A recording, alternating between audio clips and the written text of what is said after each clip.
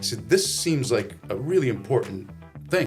True professionals like this who represent what we are in every single market. There are opportunities out there, and you just have to grab it. But a moment like that, where you realize you really do touch people's lives, it's a good feeling. I mean, it gives me so much joy. Yeah. Watching or giving somebody the keys to a house. Yeah. And saying, here, welcome to your new home. CNG Media. Hey everyone, this episode is in collaboration with Robert Graham, featuring styles from the Short Hill store in New Jersey. Enjoy the episode. Welcome to Vino with Vito, and today we have Justin Parisi and Nick Cherami. Cherami, okay. Thank you for that. I'm not great with names. I am so sorry. But Nick and Justin are real estate attorneys. Big firm out of Jersey City, if I'm not mistaken, correct? And we're going to talk about a little bit about real estate today, a little bit about wine, a little bit about everything. And Nick and Justin was nice enough to bring this bottle of wine here. Pauliac, I believe it's called. It's a French wine. Yeah. Oh, we're going to taste this today. Thank you so much for bringing a bottle of wine here. A lot of people come on, they don't bring any wine. We have one guy, I don't want to mention his name, but he never brings wine when he comes on. But thank you so much. We opened it up earlier to let it breathe. So we'll pour a little bit of it now, and we'll have a nice glass of wine. There you go. All right, Vito, thank you so much. So thanks so much for having us. No. Thank you guys for coming. Yeah. I really appreciate it. Yeah, I've been looking forward to the conversation. So I appreciate the intro. So Nick Cherami, Justin, we're out of the firm CQC, Castano Quigley Cherami. So I'm one of the founding members of the firm, and we've got 3 offices spread over the geographic area of North Jersey. I'm going to spin this a little bit to get some aeration in there. Absolutely. So exciting. So we're in Jersey City. We're in Madison at Giralda Farms, and we've got an office up in Lodi, up in Bergen County. Oh, nice. So you guys are a pretty big firm out there. Now, where did you go to law school? I went to Seton Hall. Seton Hall. Yeah. And here in New Jersey. Here in New Jersey, yeah, right in beautiful Newark. Wow. Yeah. My daughter actually went to Seton Hall. She's not an attorney though. Got it. So she's a Seton Hall alumni too. It's a great college. And she was out at the West Orange campus? Or Orange campus? The Orange campus. In the Orange campus. Yep, campus. Yeah, sure. It's a great school. Yeah. I'll tell you, she made a lot of connections with Seton Hall. Yeah. It was a real good school. How about yourself, Justin? Where did you go? So for law school, I went to Hofstra out in Long Island. Oh, okay. Yep. How did you naturally you stayed out there while you were going to school, or you were traveling back and forth? So funny enough, the first year I stayed on campus. The second year I lived on campus half the year, and then I lived in Manhattan, and I would take the train to and from campus. So I did that for I think 2 semesters, and I was interning at firms in the city, taking the train out to Long Island. Kind of crazy hours. I only fell asleep on the train once and missed my stop. It's not bad. Yeah, and then my third year, last semester, third year, I actually did commute from Jersey all the way to Long Island because I only had class 2 days a week, and I was interning the rest of the time. And, Cool. Yeah, so Gonna try this wine. Salute, Cheers, guys. salute. Cheers. cheers.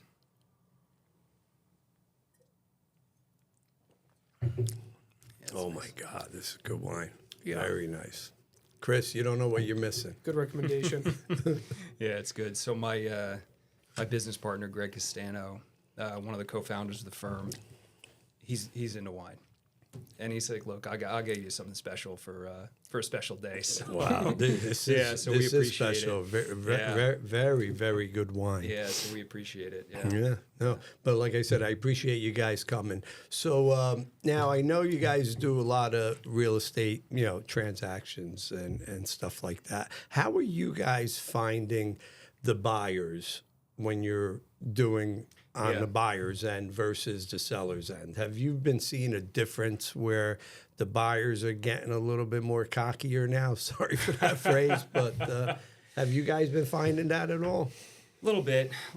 I mean, I think we're like in an interesting time right now. It seems like inventory isn't quite where it needs to be, to address all the buyers that are out there. And over the last couple of years, we've certainly seen that sellers have had the negotiating power in the deals. I think 26 will bring a little bit of an inversion of that, right? And so hopefully buyers will have a little bit more leverage going into 2026. I think with rates coming down and with construction, right, you'll just see more inventory on the market. And it's just that simple in my mind, right? More inventory, you service more buyers. Buyers can become a little bit more attentive to their deals. They're just not offering, well over asking. They're not getting major concessions in the same way. So we're starting to see a little bit of that. I don't think, we're in, I guess, 21, 22 levels yet. But I do think inventory is going to continue to increase. So, yeah, so that should swing the pendulum back towards the buyers. Yeah, I agree with that. But the one thing I think that I see happening too now is with Trump coming out the other day saying, here, we need to get these rates lowered by letting, Fannie and Freddie start buying the bonds and everything. The rates dropped, I think, almost a quarter point that day. Yeah. Reading an article today, last week there was a 40% surge in refinance because of the dropping of the rates.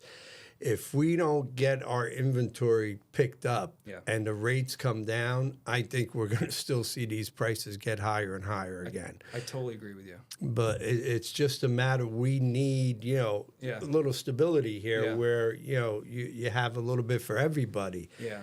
But if these rates go down and you don't have this inventory... Well, I think with the rates coming down, just in a general way, it'll allow for some flexibility for sellers. Right, because right now, I think the last maybe 2 years or 3 years, we've seen this strange situation where it's cheaper for sellers to stay in larger homes, larger apartments, larger condos, when their lifestyle maybe should or would benefit from a downsize, right? But if it's cheaper for them to remain in their current home, they're not selling because it'll be more expensive or equally expensive to live in a smaller place. You're absolutely right. Yeah. I was actually just with a client. I was just actually with a client the other day, and we were having that discussion. He's got this huge colonial, and basically say the house is paid off, whatever. You're basically paying the taxes, right? Yeah, you have a mortgage or a little mortgage. Now you want to go from a 3,500 square foot house to maybe a 1,200 square foot condo, or you say, okay, I'm going to rent that condo. It's going to cost you $3,500, dollars a month to rent it. Meanwhile, you're in a little box, like you said, and when you could have stayed in your own house. Stayed in the own, But. We definitely need people to sell, but they're not going to sell if they're in that situation. Exactly. Yeah. What are you seeing out there, Justin? I would basically just echo what Nick said, and just on a personal level, my parents are in that situation right now, right, where they probably would like to downsize, but why do it if it's going to cost you the same amount of money? You have a nice backyard, a pool maybe, and you spent all these years getting your house to where it is now, putting your money and sweat and and tears into it. But I agree. I think that maybe once the rates come down, we'll see a little shift. But until sellers kind of get it in their heads that buyers still can't necessarily afford a modest sized house at $1 million, we might still be in a little bit of a stalemate for a while. Yeah. I think that narrative is just so common. Yeah. That narrative is just so common, especially in the suburban areas. A lot of our work is in urban environments too, and it's a little bit different, the market analysis. But certainly once you get out of, say, the Gold Coast, like Hudson County, and you start coming into less densely populated areas, that's the calculus. Yeah, the only way I think it would work for somebody to downsize is, hey, I'm going to go into that condo. I don't want to, I want to have money in the bank. I want to, cash out, take my money, put it in the bank or put it in a mutual fund, get 4 or 5%. Yeah. That'll pay my rent. But you know what? Now I can travel. Yeah. So that would be another way of, trying to explain it to the people here. Maybe downsize, go this route. Yeah. Now you can travel like you never traveled before. But something's got to give. Something's got to happen. Yeah, yeah. And I do think rates are going to be a big part of it. I do think new construction is going to be a big part of it, especially in New Jersey. And you just have, you've got so many people who are on the cusp, right? Trying to make the decision about what to do. And I think all the things we're talking about right now factor into that. I don't think it's one single thing, But to your point earlier, what I was thinking when we were talking about this, to your point earlier, if a seller doesn't have the real will to sell, or they're on the cusp, right? And you're dealing with a situation, well, okay, I'm gonna sell my house. But the problem is now I've got a purchaser who's looking for all kinds of credits or all kinds of, that seller is more apt to tell them, forget it, I'm not going to sell. Right. I don't have to, So, yeah, it's all part of the analysis. Oh, yeah. And we're getting a lot of that, too, where sure. the seller comes back and says, you know what, I'm not giving them anything. Yeah. And then the buyer thinks about it and they say, you know what, I better take it because I'm not going to find anything else, Yeah. Yeah. You're waiting and waiting, and meanwhile the prices go up, or if the prices stabilize, the interest rates went up. So I mean, everybody looks at it where what's it going to cost me every month to be in that house? Yeah. Yeah. So what's it going to take for that pendulum to swing back? Right. Where Right. we've got a more stable negotiating situation. Yeah. And I think the affordability is getting harder and harder now. Even with the rates hovering at 6%, it's like how do people do it? Yeah. Something feels like it's got to give at Yeah. some point soon. Yeah. Yeah. Yeah. Now, Justin, do you own your own house? Yes. Okay. Not outright. I'm still paying No. Yeah. I wish. But when did you purchase your home? So we purchased it in the fall of 22. Okay. So Yeah. you weren't up all the way up, but you were still, Pretty high, yeah. pretty high. Yeah, and we did it out of necessity because my daughter was on the way. And we need a little extra space, basically.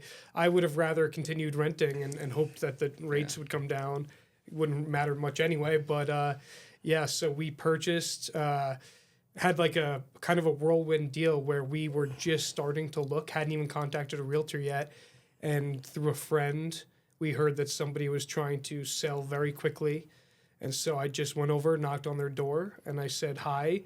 My wife and I are looking for a home. We have a baby on the way.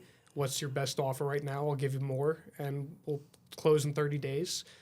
And they accepted it on the spot. It was a handshake deal. That's great. Yeah. Now, back in 22, your interest rate was probably what, around 4.5, or a little bit higher? It was a back little then? higher. I forget what it was. It was probably like 5. I think we were in the 5s even at that point. It's amazing, though. You're in the 5s. A year prior, in 21, you were in the 2s. Yeah. Mm-hmm. Yeah. And it's just crazy how, things Remember that just year shift. it just crept up, constantly creeping up. And then all of a sudden, people were in the 7s, and they were still buying houses and still going and saying, hey, you want $1 million? I'll give you $1 million too. It was just crazy. Well, because what people were talking about then, they were saying, well, this is a blip. Rates are going to come down quick again. And it didn't come down as quick as everyone thought they would at that time. No. And then us as attorneys, we were under a lot of pressure because the rates kept creeping up. And they're like, we got to get this closed. We got to get this closed before there's another hike. So, Right. Yeah. And so a lot of people were like, well, let me lock in now because we don't know where it's going. And, imagine saying, hey, I'm going to lock in at, 7%. It's like, wow. Yeah. Yeah. Yeah. But in 91, when I bought a home in Fairfield, the rates were like 10.25, I think, at the time. And my mortgage guy never locked me in. and then we had Saddam Hussein invade Kuwait, and the rates went up 1%. It went from 10 and a quarter to 11 and a quarter. yeah. So I called the mortgage guy at the time and I go, hey, did you lock me in at the 10 and a quarter when you were supposed? He goes, oh, no, we didn't think anything would happen. It's only 11. It's only 1 point. Yeah, what's the big deal? Only 1 point. Good thing the houses were like 180 grand at the time. Not $1 million. That's right. That's right. It's just crazy how things go and how things work. Yeah, we're all playing with different numbers now. Yeah, it's fascinating. Yeah, and even like you go buy a car today, the rates are 6%, 7%. Some of these car dealers are giving incentives, just to get rid of them, but still going to buy. Now you go buy a car for 6, 7%. You go buy a house, 6, 7%. Our mentality's always been now looking at 2 and 3%. Forget the 6 and 7%. We were all spoiled for a while. We were all spoiled. We're all spoiled for a while. Yeah. But yeah, it's finding that new equilibrium, right? What's the new normal? That's what we gotta hope the new norm is somewhere in the 4s or 5s. I think upper 4s, lower 5s. Yeah. I think that'll unlock most of the market. Yeah. For sure, yeah. And I think our president is trying to get us there, but Yeah. we don't talk politics, but it's just, hey, he's trying to do whatever he's got to do to get us there, but hopefully we can get in the 4s and the 5s, but, and get more inventory and get this, people in homes again. Because I'm finding the rental market is out of control. Yeah. Yeah. We're starting to see it come down a little bit, but it costs a lot of money to go rent a home nowadays or an apartment. Well, I mean, that's directly impacted by the carrying costs of the landlords, as you know. So if the carrying costs for the landlords are going up, then the rents are going up. And that's problematic. But that's across the board, right? You need someone to come and fix the toilet in your rental unit. It's more expensive today than it was 3 years ago. So that stuff's getting passed through. Yeah. It all has an impact. The interest rates, the time, the energy, everything costs more. Yeah. And people don't realize too, like here, your renters' taxes keep going up, insurance keeps going up, maintenance keeps going up. Yeah. So you got to pass it on to somebody. Yeah. And they're like, oh, why are you raising the rent this month or this year? Well, this is why. Everything is going up. Yeah. It's a systematic thing. But, hopefully in the coming year, things will begin to stabilize a little bit, and you'll start seeing the markets loosen. And I think that will be good, across the board. Yeah. Now, what was your craziest real estate deal, if you don't mind me asking? I just want to, I got to think about that one. Think about it for a second. I haven't had anything too wild yet. I don't know if how much detail I can go into it. You don't have to mention any names. Nobody will know who it is. I had one recently where it was a co-op unit, and somebody who worked for the co-op kind of tried to interfere with the deal by making an offer on the unit and trying to cut out my buyer. And went to kind of what you did with the other person when you went to knock on the door. Sure. But in a more unethical way, I guess, just because they made a complaint that was invalid to try to screw up the deal and chase the buyer off. But luckily, it worked out.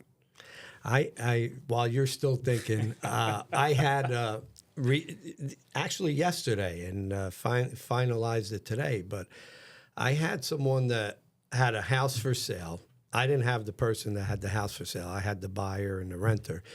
They put their house for sale or for rent.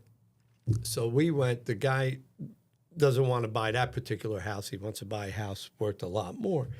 So it was $4,500 rent. So he goes there and he goes, all right, we'll take it.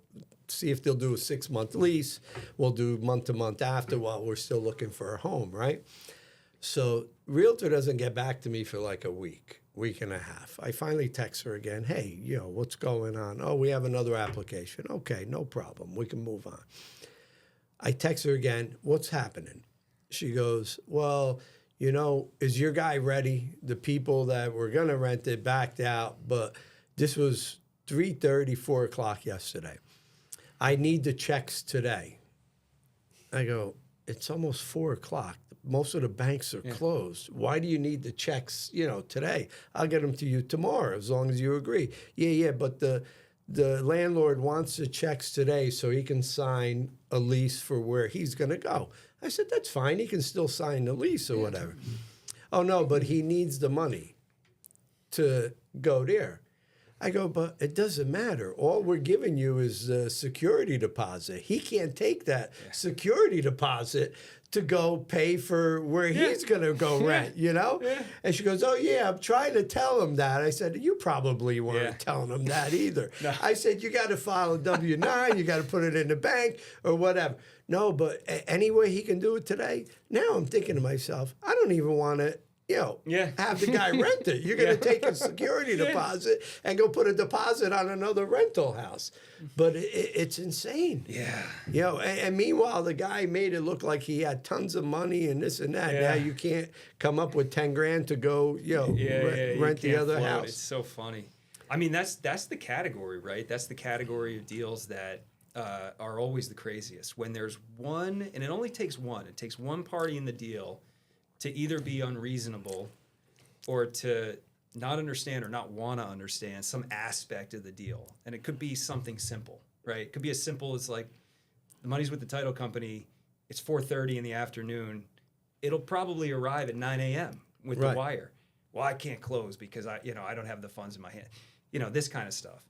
So that's the category. If I were to think of a category of deals that are most challenging, it's the ones where people either don't listen or don't want to listen or don't want to understand, Right. Yeah. We had a deal where our attorney said to the guy, you know what, don't do a wire, take a check. Yeah. No, I've done wires all the time, I want a wire, and okay, trust me, take a check. No, I want a wire. They close, the wire doesn't hit in the afternoon. Now he's flipping it. Next morning, I still didn't get the wire. I don't want the people to have the keys to the house. Well, guess what? Everything closed. The money was there. Yeah. They're getting the keys to the house. Well, I've never had this issue before. Maybe they didn't have the money. It didn't get wired. I go, look, the title company's not going to they're not going to tell you close it's there. and say they have obligations. They have obligations too. You can go after everybody, Mm-hmm. And sure enough, the wire didn't hit for like another day or two. The issue was at the seller's bank.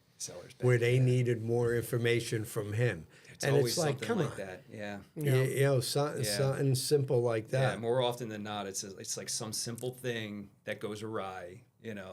That's the fly in the ointment, for sure. Yeah, for sure. Silly human error or something. Yeah. Right. Yeah. They needed some more information or something from the seller before they can release the funds to him. And meanwhile, he's flipping out and thinking, everybody did something bad or whatever, and it never happened.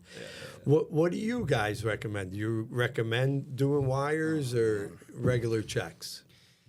I honestly like checks. There's so much wire fraud out there right now, and there's definitely ways to combat it, right? So just in our office, right, when we send out wires, they're all on notarized wiring instructions with, verbal verifications. Our bank has a 2-step verification process. So we do have a lot of safeguards. But man, if I just tell everyone, and just like your client, right, there's no tolerance, or the other guy, there's no tolerance for taking a check because by the time they get it, it's going to be 2-3 days to clear. And they want, everyone wants to see that cleared number in their bank account. Right. But man, if you've got the time, take a check. Take a check. Take a check. It's the safest thing. Sometimes that old school approach is just the best way. Right? Oh yeah. I mean, and again, you look at the check. Okay, it's $500,000. Oh, great! I'm going to go deposit it. But you're right. It might take 2-3 days to clear. But the funds are there. They're there. Unless you got to go and purchase another house at the same time or whatever. Right. But a lot of times, title companies will still take a regular check and do it, and let them worry about it and not yourself. Yeah, these funds are looked after. They're regulated in the sense that like title companies do have oversight, attorneys have oversight, right? We've got to balance our trust on a monthly basis. There's, the banks are looking at this stuff, so yeah, there's oversight to these things. But still, checks are the best way to go. I agree 100%. Yeah. Now, as attorneys, do you still take like deposit checks from clients? Yeah. And you don't have an issue, because I know some attorneys won't do it. It's a record keeping thing, right? A lot of lawyers, they don't want to have the funds sitting in their account because you got to account for it, right? And so we're big enough where we have the processes and procedures in place to do that, and we're balancing on a regular and routine basis. Everything that comes in gets allocated, specific file, client cards, that whole thing. So, but a lot of lawyers, if they're either smaller shops or on their own, they just as soon have the title company do that accounting, which is fine, right? We've been in those situations where we'll have a buyer and the seller's, typically a buyer's making a deposit to the seller's attorney's trust account. And the seller's attorney will say, hey, look, why don't you just have the title company hold it? You're not going to hold it because you're on the buyer's side, but the title company is essentially a third party to the deal. So give it to them. Right. And that gets sidestepped a lot. But we'll still hold funds, yeah. Now, looking at all those funds, you get like, well, look at all this money I have. I can go on vacation this week, because we've seen a lot of attorneys actually do that. Oh, my gosh. No, listen. Happens in a lot of fields. I couldn't even sleep at night. I swear, man, I agonize over that thing. The trusted guy, make sure every penny is there is in on there. a rolling basis, man. Yeah, you ever your wife or whatever, hey, hun, how much money do you have in that escrow account?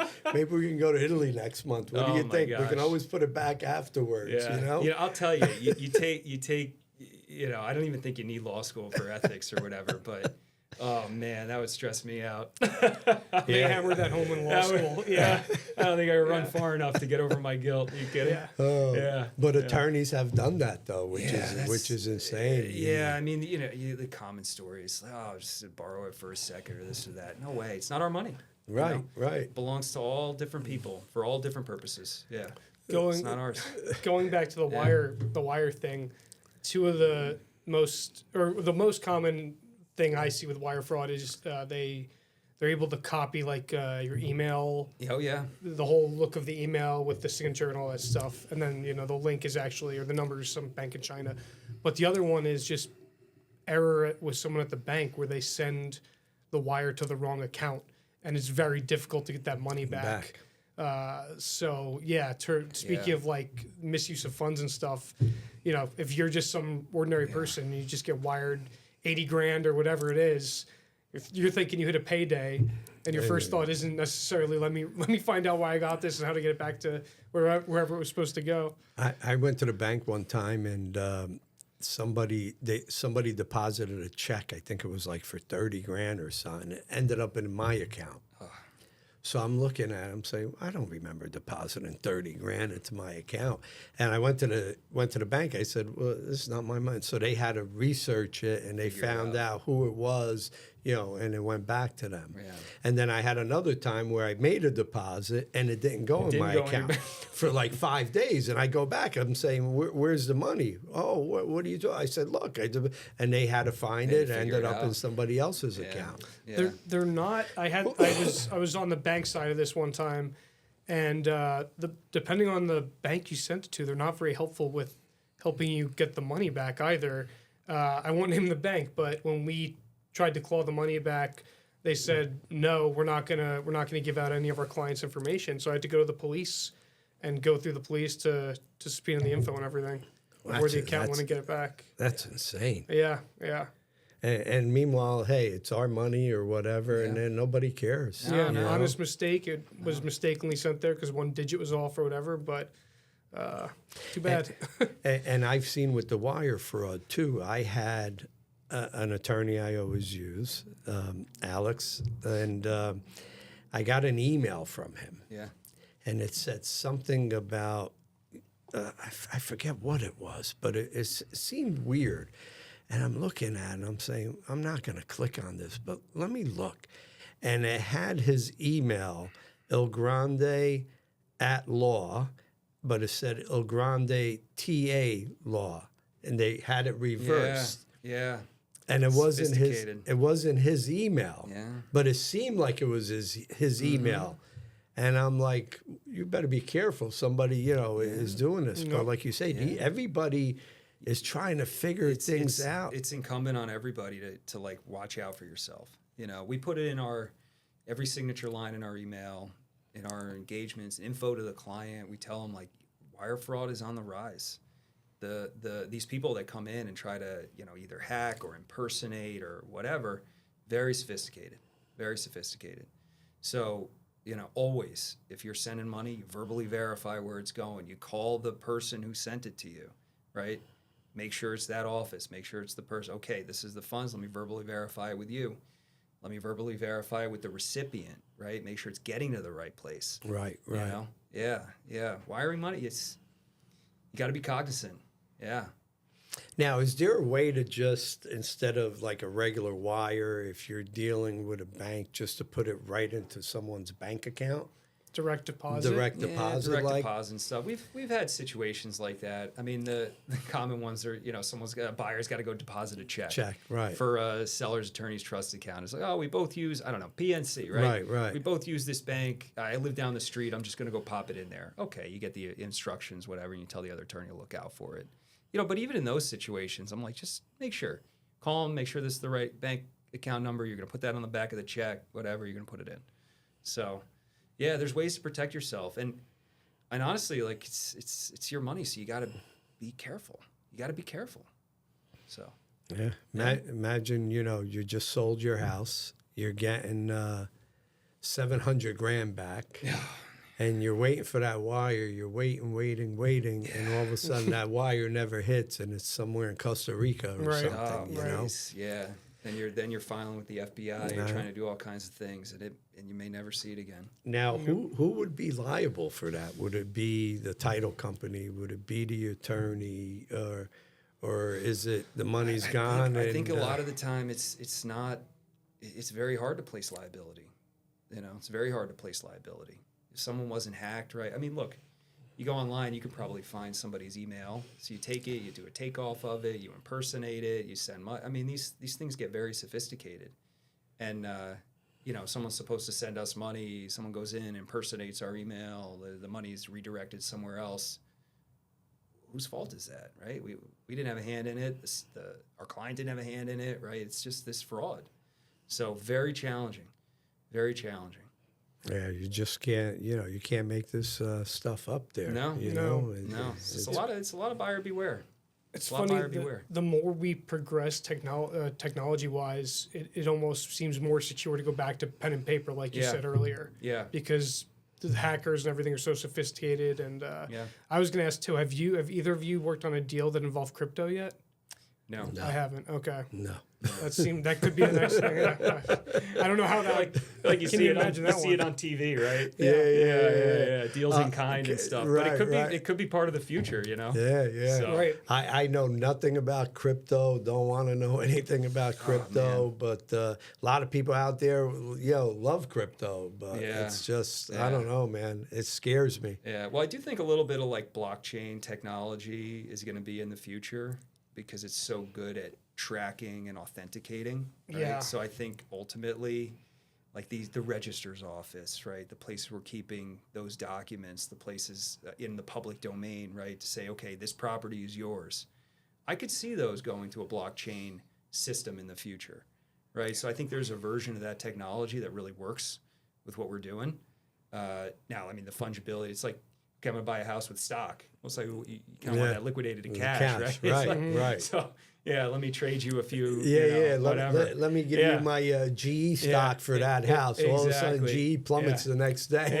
Right. Exactly. So, But funny you should say about pen and paper. I had an offer on one of my properties, and the gentleman's like, I go, okay, can you email me everything or whatever? And he goes, oh, I just finished writing it up. I just got the buyer to sign it or whatever. Can I drop it off? Or I said, you know what, or I'll pick it up. And I'm like, wow, I haven't done one of those in a long time. And then I actually had to scan it, put it up, get signatures again. But it's crazy. But I always like the, pen and paper. Yeah. Because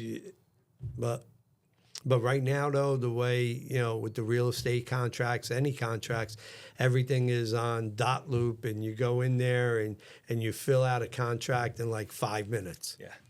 Send it out for signatures, and you got it done. Yeah. Dot loop, DocuSign, like those are the tools. Those are the tools of the future. Yeah.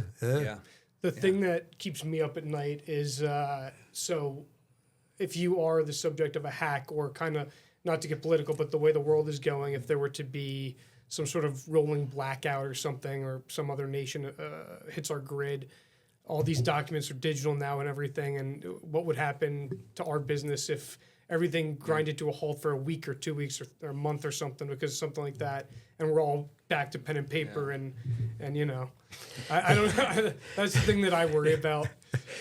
I started watching a show on a series on Netflix. Nucci actually told me about the series. It's called Startup, and it's three seasons or whatever. I'm on season 3, but if it's about a person that does coding and stuff, and they opened up like she was able to do another like crypto. She called it another thing, and and they're coding, they're doing that. Then all of a sudden they open up another. I don't want to talk too much about it, but I start watching this and I'm like, wow, there's people behind those computers that can do anything and everything. And now you're saying to yourself, no wonder, don't click on this and don't click on that. Yeah. They can have all your information. Yeah. They had the one guy take $2 million from somebody because they intercepted it. And the guy goes and he looks and he's got no money. But it's just insane what technology can do today, you know? Yeah. It's wild. It's a brave new world. But, we've got to adapt, right? Like, so, even in our office, right, we keep things encrypted, right? We have online file systems, all that stuff that you have to, A, keep up with the pace of business, but B, make sure your client's information is protected. So, we spend a lot of money on tech every year. Yeah, you don't want somebody calling you up. Hey, Nick, guess what? Somebody's got all my information. I don't know they if you took all my money. I've gotten a few of those letters in the mail already from notices. Hey, your information was leaked in this data. The blah, data blah, blah. breaches. Whatever. We get a year of free credit watch or whatever. But it happens. It's tough to stop them, I guess. Yeah. I had an email from our accountant, and it said your files or whatever, are updated, this and that. Click here. I click on, and I'm like, wait, I'm not there. Put in my social security number. Meanwhile, she got hacked. The accountant got hacked. Yeah. And you get an email like, after I did all that, do not open it up, do not do that. So now I had to do the same thing, get somebody to watch over. Yeah, like a LifeLock or something. I got the LifeLock. Yeah. It's good. It's good. It's good to have because you just don't know, It's I don't know, man. It just scares me, all this technology. Just very scary. Yeah. But we all have to adapt. We all have to be ready and wary and A, be able to work with it, but B, know what to look for, when it's problematic. How are you guys finding, like, with ChatGPT and stuff like that, with with the technology that's going on? There's so much that that does, there's a lot. too. Yeah, there's a lot. On the lawyer side, you got to be careful, ChatGPT, the AI programs and stuff, they can be a good start, right? To beginning either research or maybe the beginnings of a document. We have our file management system has an AI plugin, right? And they'll do some auto drafting and things like that. But I'm still finding it's not quite there yet with the legal profession to be like a really good supportive tool.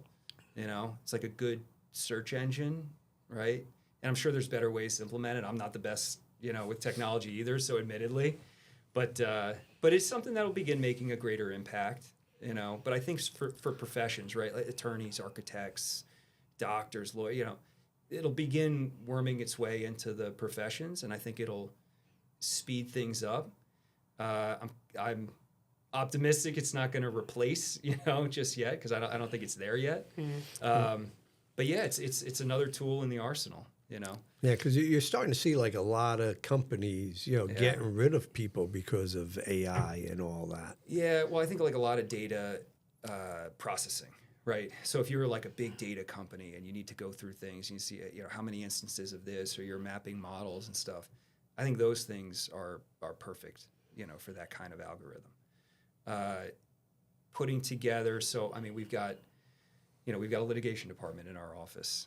You know, ChatGPT is not going to write a brief, right? It'll write a brief, but it'll and a lot of lawyers have gotten cited, right? ChatGPT will go in and make up citations.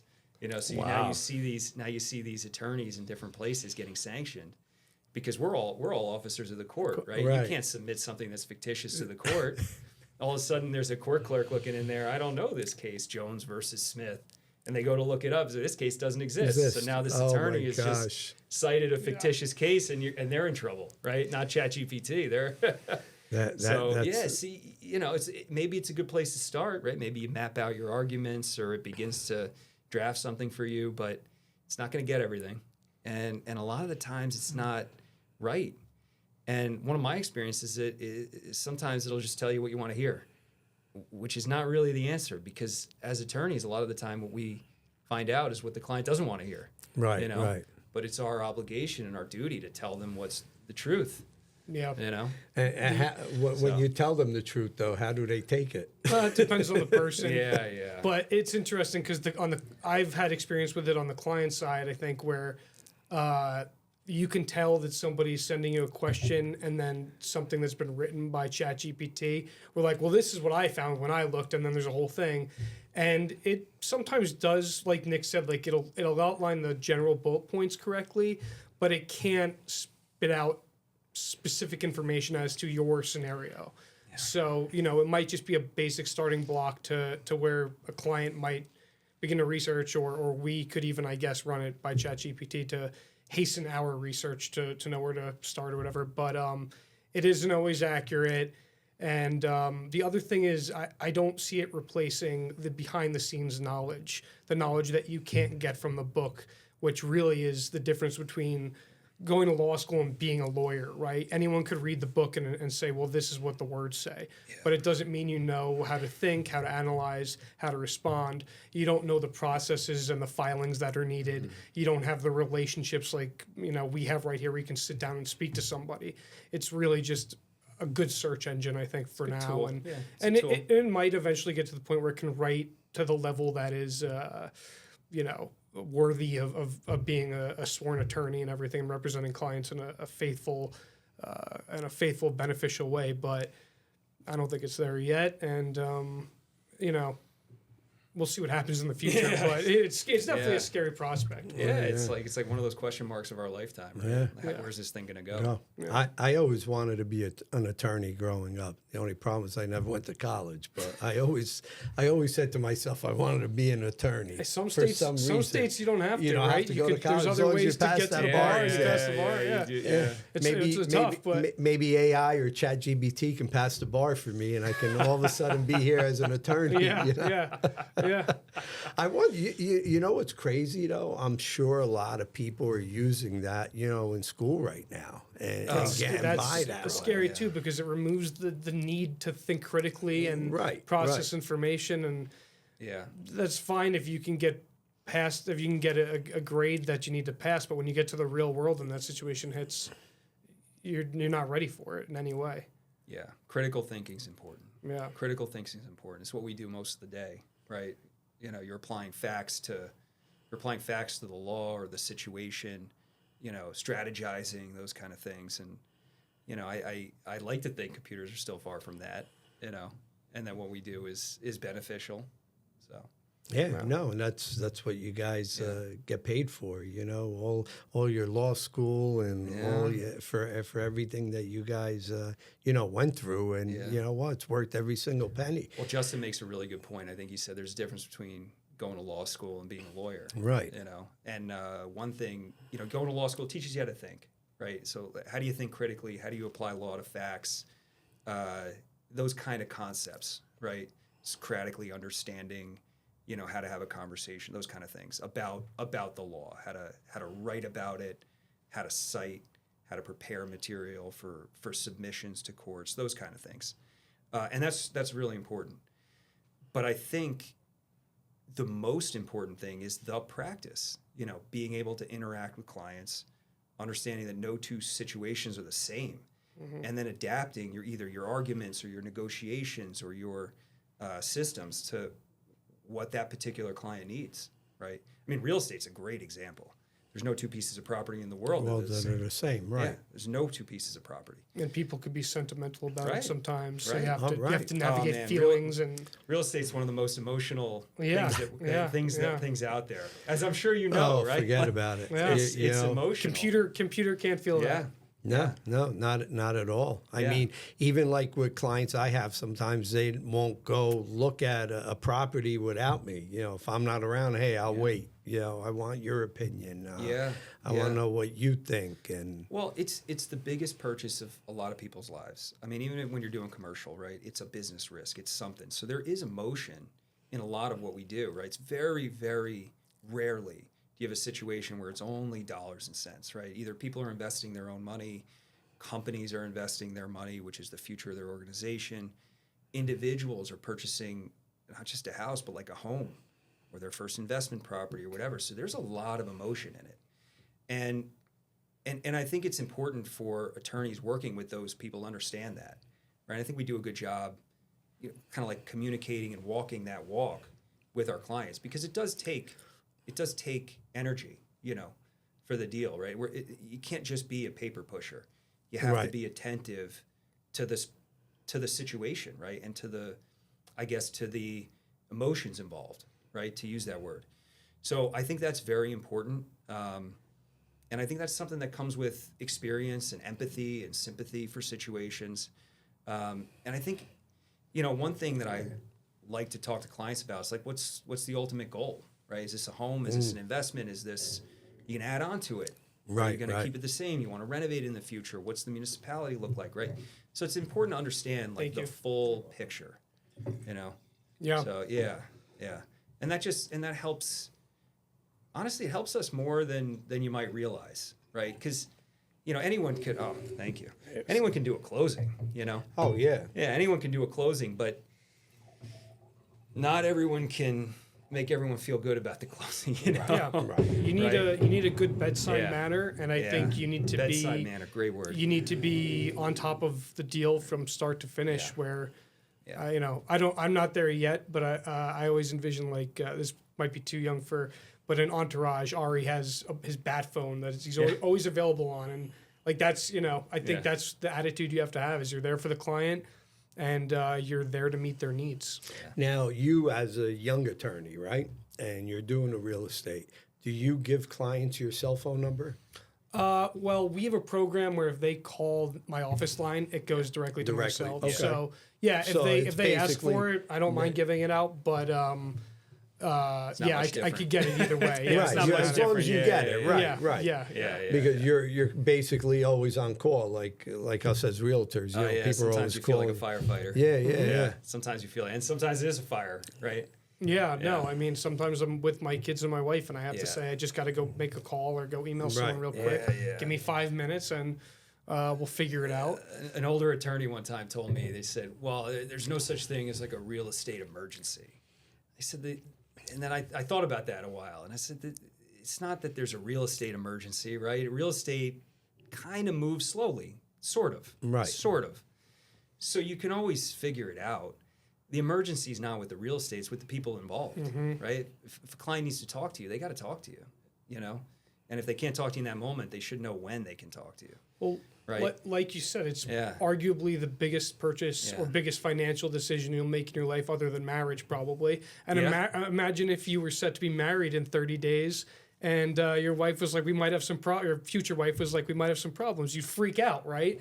Yeah. So it's the you don't want your buyer to be anxious or your seller. Yeah. You want them to be at ease. You want them to understand that you're going to walk them through the process in an efficient and accurate and helpful manner. So, I think you want to be responsive as possible. We were lucky to figure that out early on in the creation of the firm, because we're very attorney forward, right? So I think I was telling you there before, maybe we were on air, but we've got 5 attorneys that all they do are residential real estate closings. So like these guys, they don't go to court. You're not going to pick up the phone and say, oh, he'll be back when he gets back from doing this motion or whatever. Because my thought is, when you're doing real estate, you kind of have to be at your desk. It's got to be readily available. You need those materials around you. And to do it in any type of, volume, right, you've got to be there. And at any minute, right, could be 3:30 in the afternoon, a contract from a realtor could come over and say, hey, attorney review is going. And by the way, there could be other offers, so let's hustle. And you've got to be attentive to that, because the lack of hustle or the lack of attention to it could actually be like a disservice to the client, given the nature of the real estate market today, right? The biggest danger, I think, to deals is not necessarily inspections or title issues or whatever, it's time. So, when you get contracts in, you got to move on them quickly, get the deal set, get everyone under contract, understand where the deal is, understand the pain points of the deal, and then it can flow from there. Sure, then we can work on a 30 or 60-day timetable. But early on, just like everything else, you set it up early on, you'll have a lot easier time later. Right. Yeah. Now, you guys do a lot of commercial deals, right? We do, yeah. What's the difference between a commercial deal versus a residential deal? Yeah. I know the commercial deal is going to take a lot longer to get to the Sometimes. table. And, what are you finding when somebody's buying a commercial property? Are you finding more they're looking at, the cash flow, they're looking at, the market cap, they're looking at that, or they're just saying, here, I have a 1031, I just want to go buy, something else. I don't care if I have a 2% cap rate or whatever. All the above. Okay. All the above. All the above. Yeah, I mean, on a whole, commercial deals are less emotional, though they do have emotion in them, right? And they're more business-minded in the sense that it's an investment for people, right? And in many cases, it's binary. It's either it's a good investment or it's not, right? And it's a good investment for them as they underwrote it. I'm using that word, right? They've looked at it, they've determined it, right? Whether it's good in the long run or not, we're not here to decide. But is it a good investment for them in that moment, in their life, or in that company's life, or does it meet the company's strategic goals, whatever? So they've made that determination. And a lot of it is making sure that the metrics of the deal, either remain the same or improve for your client through the course of the deal. A lot of those kind of deals have more sophisticated purchasers in the sense that they've done this more frequently. Frequently, right. Yeah, in the sense that they've done it more frequently. They understand what to look for. Not always, right? You've got first-time investors and you're walking them through it. But we've got a lot of clients who started as a first-time investor and now they're all of a a sudden 10th-time investor, right? They have 10 properties. So those conversations change over time. But on a whole, they're more business-like. Oh, of course, right? They're more business-like, and they either work for their purposes or they don't. And their purposes are important, right? And you got to kind of understand that at the onset. Like you mentioned, it's a 1031 exchange. I mean, gosh, December is our craziest year because it seems to be like exchange month, right? Everyone's got to spend their money before the end of the year. Before the end of the year. So I'll get texts or emails or calls or whatever on December 15th. Say, hey, I got to close this by the end of the year. What's your bandwidth? And I'm like, let's go. I'm not sleeping this time of year anyway. So, but it's and in that situation, it's a tax thing, right? And that's binary, right? 31st or not, 31st or bust. That's it. So talking about, what the goals of your client are really important. Is this a long-term strategy? Are you going to knock it down, build something new? Well, then we got to get our zoning team involved. What does the entitlements look like? How does this municipality deal with these kind of variances or site plan approvals or whatever? So, yeah.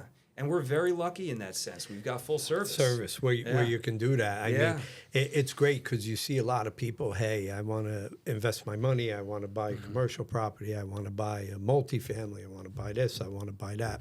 I just had one where I get a phone call. I had sold him a home, another commercial property. And he calls me up and he says, I have another property in my building that they want to sell. And there's a business in there already. They're paying $3,000 a month or whatever it was. But, it should be higher. The owner knows about it. They don't want to use a realtor, but, I think it's a good deal. What do you think? I said, look, I'll come look at it. I'll do whatever. He's a good friend of mine, I'll do whatever I have to do to look at it. I said, give me the price, give me the numbers, let me go over it. We're on the phone. I'm saying, okay, if he pays $4,000, then it kind of makes sense. You got a good market cap on it. You're going to make money. You're fine. Yeah. What is the maintenance? What are the taxes? Everything else. Okay, great. I said, it makes a lot of sense. Yeah. I would go for it. You know what? If you want, I'll help you negotiate. I'll say I'm your financial advisor. I'm not a realtor, whatever, right? Calls me back up and he goes, wow, all the numbers you were saying, are pretty accurate. I just found out the tenant doesn't want to stay there anymore. They want to move after being there 20 some odd years. Yeah. I said, okay, there you go. Now that's why she wants to sell it for X. You're thinking this, you're thinking that. I go, at this point, without that tenant there, you got to look at the vacancy. You got to look at this. You got to look at that. Yeah. I don't think it's worth the $350 anymore. It might be worth $200 with everything else, right? You believe he sends me a text and he goes, Vito, you were on the money. He goes, I used AI and ChatGPT, and I put in all those numbers, and he sends me a picture of it. He goes, damn, you're pretty good at this. Isn't that good to know, though? I'm like, wow, thank you. right And on I the really nose. don't do much commercial, but it's just crazy how people all of a sudden say, hey, I don't want to use a realtor. I don't want to use, and thinking you're getting a good deal. Meanwhile, you're getting blindsided, in my opinion. Yeah. That's why you need an attorney. Oh, yeah. You need a realtor. You need a financial advisor. You need all these people to keep it going. To compare, I know you're a car guy too. It's like if you had a car issue and you put it into ChatGPT and said, I'm hearing this noise, and it said, I think this is a problem, go fix it. You wouldn't be able to diagnose and fix that yourself. You go to a mechanic. And even if ChatGPT diagnoses it correctly, you still you can't take it from paper and translate it to the real skill to fix the car, right? So that's where you need the human element. It takes a team. Yeah, it takes a team. It takes a team. Realtors are so valuable in our business, right? Because you guys have whether you're working for a buyer or seller or commercial or residential, right? You can analyze these things because we tell our clients all the time, like, look, we're not your business guy. You got to talk to, I can't tell you if this is a good business decision or not. I can tell you some of the legal implications of what we're doing and help you negotiate some things. You want some business term, I'll help you get it. But, whether it makes sense financially or not, or this is a good play, like that's tough for us. Yeah. You need another team member for that. Yeah. In every business, though, you need the person that knows what they're doing. Yeah. Like we said, attorneys, realtors, finance. Like even here with this podcast, we got to hire somebody like Chris, CNG Media, that can actually do this, and follow through on all of it. I mean, sometimes you'll go on and you'll say, okay, on your phone, I can do this, I can do that, but you need a professional to do what you're doing. Yeah. And I truly, believe that, where absolutely. you gotta go to a professional. Yeah. Like you said, you're buying a car. You go to a car dealership and you start talking to the guy about the car and he has no idea about what he's talking about. What are you going to do? You're going to go to a different car dealership where he knows everything about it. Yeah. Right. I mean, it happened to my buddy where he went to go buy a Porsche, goes to one car dealer, they only make it this way, that way. Goes to another car dealer, no, you can get it this way, you can get it. Now, guess what? Guess who got the business? the guy that knew Yeah. what he was talking Yeah. about. Well, Yeah. you got to be solutions oriented, right? Like in so many things, you can't tell people no, no, no. There's options, and in many cases there are, right? Few cases, there's only one result, but in many cases, and I think that's some of the value that we bring, right? Yeah. There's different ways to skin the cat. So yeah, and that comes from experience, honestly. Right. Yeah. You need, even in our business, you need somebody with the experience. Yeah. Somebody Right. just starting off. Hey, I got my real estate license. Let me go show you a house. Yeah. It comes to negotiate. What happened? Yeah. I don't know anything about that. I think the biggest thing I've learned as a younger attorney or just like a younger worker in general is especially these days with the way we have technology at our fingertips, everyone wants instant gratification.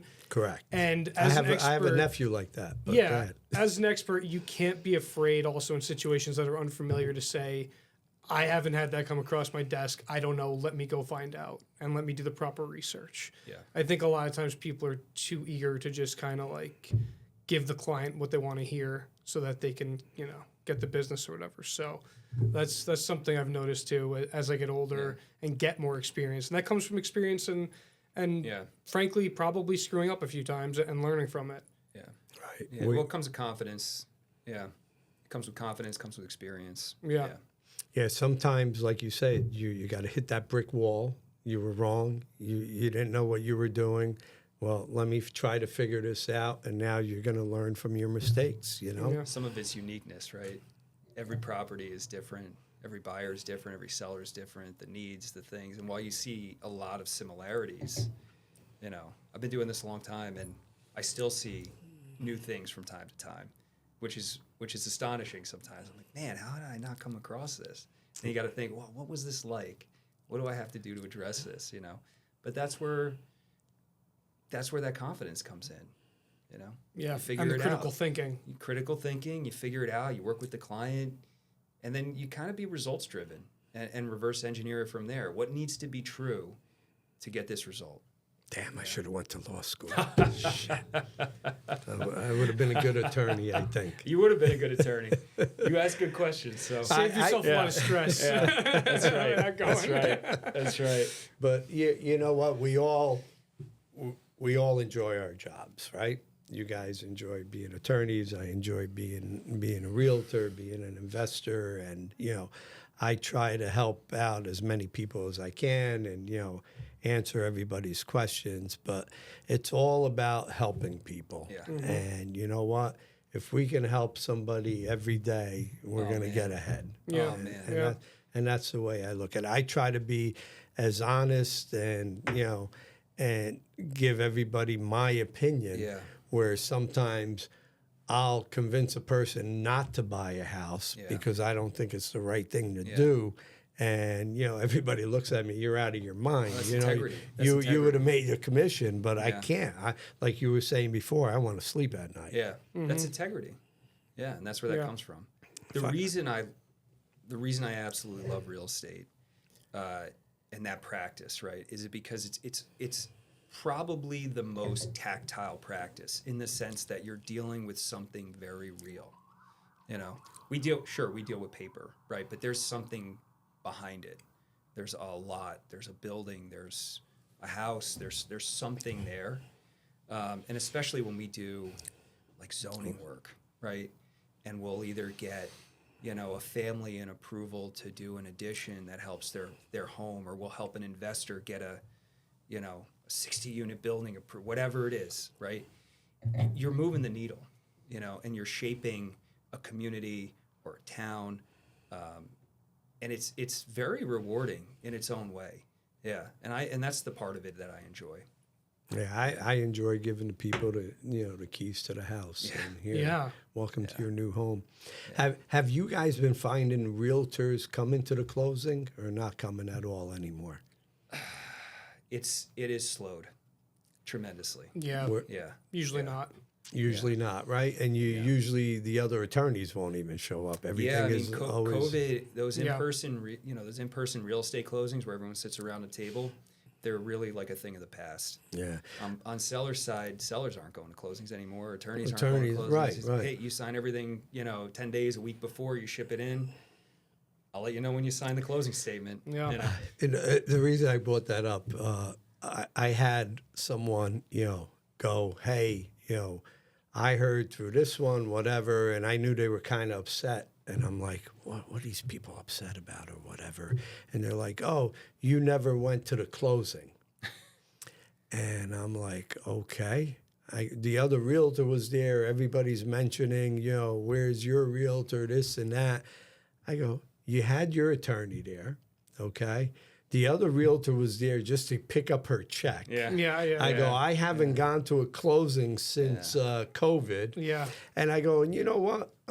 I got one better for you. Both my daughters bought a house recently, my niece, whatever. Guess what? I didn't go to their closing either. So I go, what's the problem here? Yeah. I go, sometimes, other agents out there try to make somebody look bad by saying, oh, where's your realtor or whatever. Come on, give me a break, Yeah. It seems to be more of a thing of the past. It is because before you used to go there, great, everybody's sitting down. Now it's more or less like, oh, okay, here goes this realtor here, coming here just to make sure he can get his check and leave, I also find a lot of, right now at least, a lot of people are squeezing in their closing and then getting right back to work. It's not like an event. Yeah. Like Right. where they're having champagne or anything like that. Right, It's right. like I get back to my to desk. work. Oh yeah, I'll get people going to me, buyers or sellers. Hey, when can we do the closing? I work till 4 o'clock or I work till 5. Well, guess what? The attorney can probably meet you the night before, sign all your documents. You don't even have to go. Yeah. Yeah. Yeah, it's possible. And they're like, oh, I didn't know that. Yeah. But that's I've where it's had a come few of to. those. Yeah, we've done it. I mean, you got to work it out, but a lot of the time, Power of like, attorney, whatever, and you get it done. Hey, yeah. Well, you got to think like who's involved: banks, title company, and these are all banking hours. Yeah. Yeah. So if you want to sit for the closing, it's got to be during banking hours. Yeah. That's it. That's it. Yeah. So now I'm like, wow, I can't believe that other agent, said that. Yeah. Where's your realtor? Well, look, I mean, at some of the numbers we're seeing, people got to work.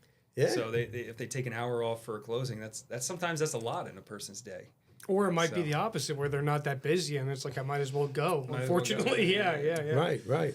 Or I'll have a buyer where they're not going to the closing, or going to the closing, or a seller going to the closing. Hey, I know you're not going to come or whatever. You want me to get your check? Yeah. Yeah, please. If you don't mind. Yeah. But it's like they know I'm not. You don't, as a realtor, you don't have to go, and then you have the people. Where is he?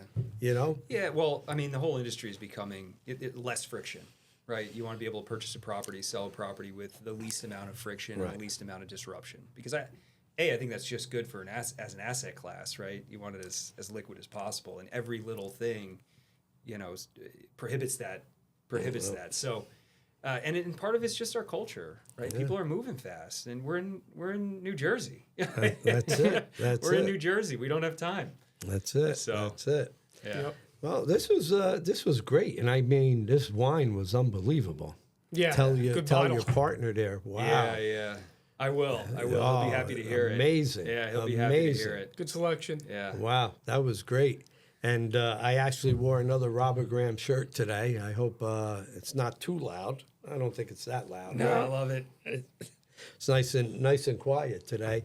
What could you guys say about your firm that you stand out more than everybody else? And then we'll let it go from there. Well, I think some of the benefits from for working with us is we're very attorney forward, right? So when you call our office, you're going to talk to lawyers. We have a full support staff, absolutely.